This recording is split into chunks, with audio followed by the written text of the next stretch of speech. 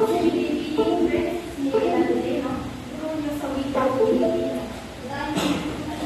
tayo magsimula sa ating tatalakayin, nais ko muna magpangkalan kayo ng apat. Isang pangkat, tatlong pangkat, apat na pangkat.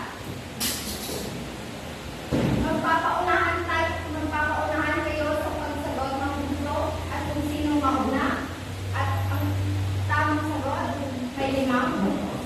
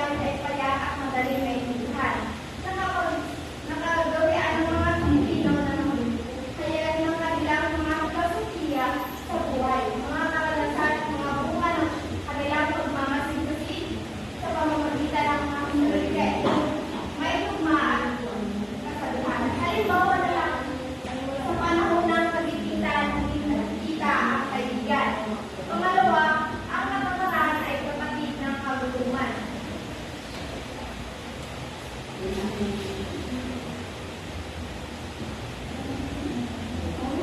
tuktong ay uri ng palisipan na sa anong patula na binubuo ng isa o dalawang taludtod na maikli at may sukat at luma. Ito ay isang uri ng laro na may kaunay sa pagpapahula sa isang bagay na hindi narawan. Halimbawa na kung kailan mo pinatay sa humaba ang buhay, ang sagot niyan ay kanila. Magpipili ako